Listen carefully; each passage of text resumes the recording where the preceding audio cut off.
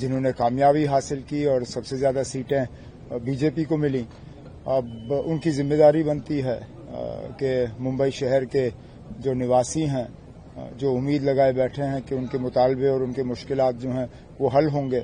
मैं मुंबई में था, 3 साल मैंने यहाँ पढ़ाई की कॉलेज में। उस वक्त तो ख्वाब में भी हम नहीं सोच सकते थे कि कोस्टल रोड जैसा कोई इंफ्रास्ट्रक्चर बनेगा, लेकिन बन गया और इसी तरह और चीजें मुंबई के लिए बने। जम्मू कश्मीर के मुख्यमंत्री उमर अब्दुल्ला मुंबई हाफ मैराथन में शामिल हुए, जहां मुंबई हाफ मैराथन में सीएम उमर अब्दुल्ला ने प्रतिभागियों का हौसला बढ़ाया और उनके स्वास्थ्य और फिटनेस को लेकर सकारात्मक संदेश दिया। उनकी मौजूदगी से रनर्स में खासा उत्साह देखने को मिला। इसी बीच उन्होंने महाराष्ट्र स्थानीय निकाय चुनाव परिणाम पर बात की। बहुत सालों से मुंबई मैराथन के बारे में सुना है, पढ़ा है, लेकिन उन दिनों में मैं इन चीजों में हिस्सा ले नहीं रहा था।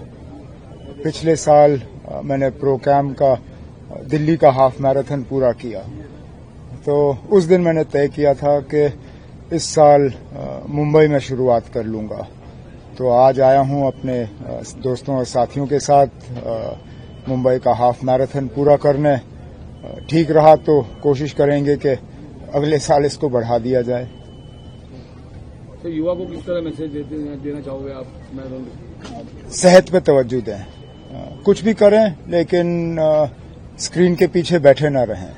उठें, चलें, दौड़ें, खेलें। सेहत सबसे बड़ी चीज है। सेहत नहीं हो तो फिर और किसी चीज का फायदा नहीं। और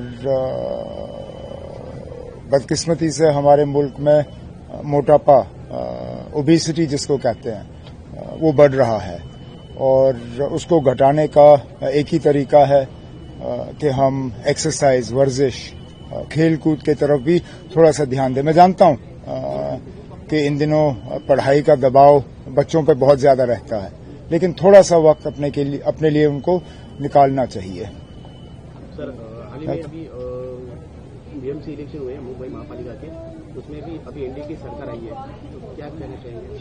अब काफी अरसे के बाद चुनाव हुए और हर चुनाव में किसी की जीत होती है और कोई पीछे रह जाता है।